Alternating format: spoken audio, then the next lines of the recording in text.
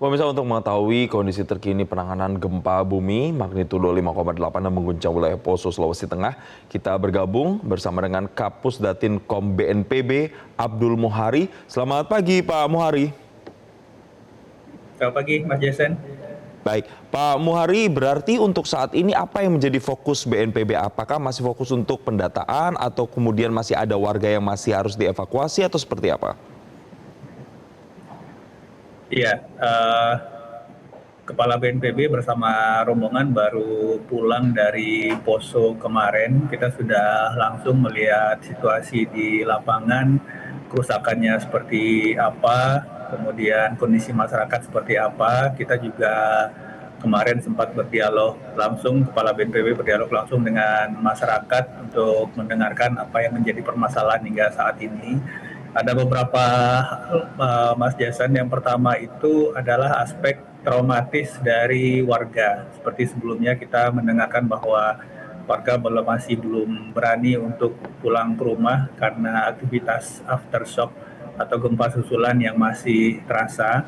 Dan sebelum kejadian gempa pada tanggal 17 Agustus, 2 minggu sebelumnya, tanggal 20 akhir Juli itu juga terjadi gempa yang pada epicentrum yang berbeda, yang juga aftershocknya masih terasa sampai sekarang di Kabupaten Poso.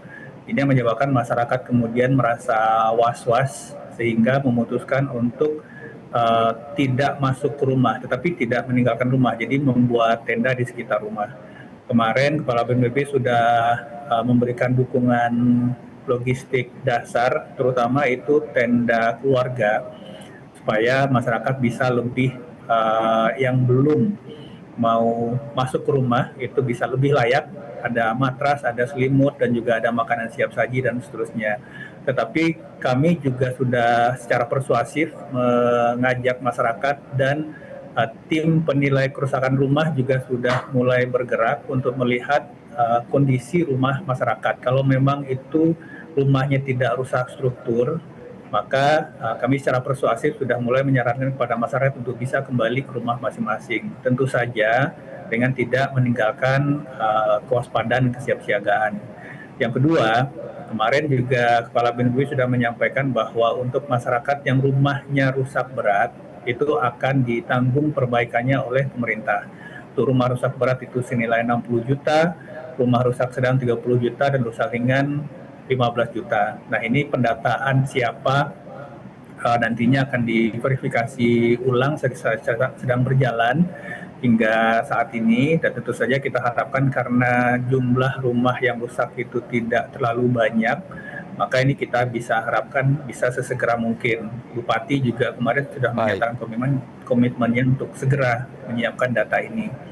Nah, ada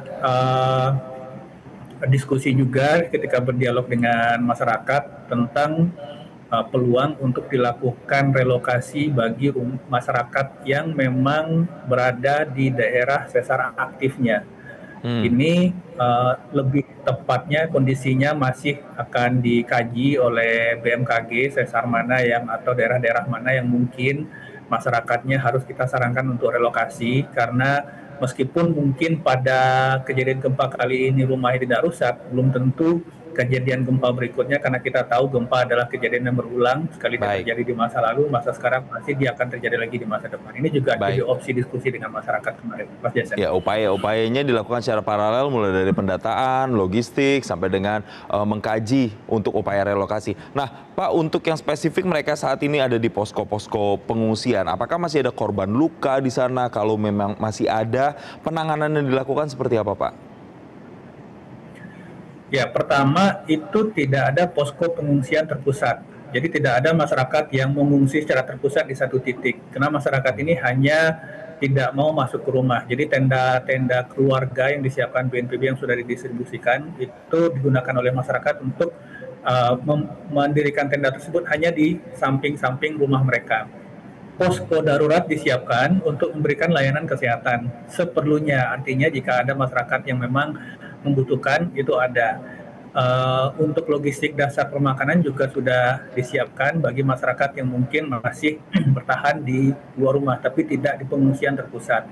untuk korban luka sendiri itu masih ada 7 warga luka berat yang dirawat di RSUD Poso, tetapi sudah menunjukkan progres yang mengembirakan. Dan bagi masyarakat yang sebelumnya didata sebagai korban luka ringan yang dirawat di 4 titik yang berbeda, ada di Vaskes, ada Puskesmas dan seterusnya, itu juga sudah berangsur kembali ke rumah masing-masing dan tidak dirawat. Jadi ini untuk korban jiwa luka dan meninggal dunia itu sudah tidak ada penambahan. Demikian juga dengan data bangunan yang rusak, secara umum kita sudah bisa mendapatkan jumlah. Ini tinggal masalah verifikasi supaya nanti pada fase tanggap darurat ini bisa dipercepat langsung masuk pada fase pemulihan, Mas Jason. Baik, Pak Muhari, terakhir lalu upaya mitigasi seperti apa yang kemudian dilakukan dan juga bentuk-bentuk antisipasi seperti apa yang dilakukan dan kemudian disosialisasikan terhadap warga terdampak di sana? Ya, ketika kita berbicara gempa, maka aspek mitigasi yang paling utama itu adalah penguatan struktur bangunan. Karena kita harus pahami bukan gempa yang membunuh, tetapi rumah yang tidak tahan gempa yang bisa mengakibatkan fatalitas. Nah, ini kemarin juga kita sampaikan kepada masyarakat bahwa ada cara-cara sederhana, cara-cara yang tidak membutuhkan biaya tinggi untuk membuat rumah masing-masing. Ada cara-cara yang bisa dilakukan oleh masyarakat seperti penguatan tembok dengan penambahan ikatan jaring, kawat, dan seterusnya. Secara teknis sudah kita jelaskan. Yang ini mau tidak mau memang harus kita lakukan berbasis keluarga.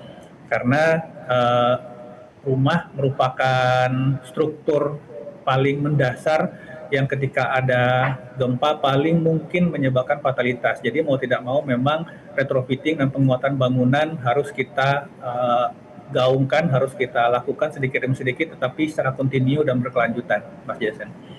Baik, kita harapkan upaya-upaya terkini di sana bisa langsung dirasakan manfaatnya oleh warga dan kemudian mitigasi yang dilakukan benar-benar tepat sasaran. Terima kasih Kapusdatinkom BNPB Abdul Muhari telah memberikan informasi terkininya bersama kami di Selamat Pagi Indonesia.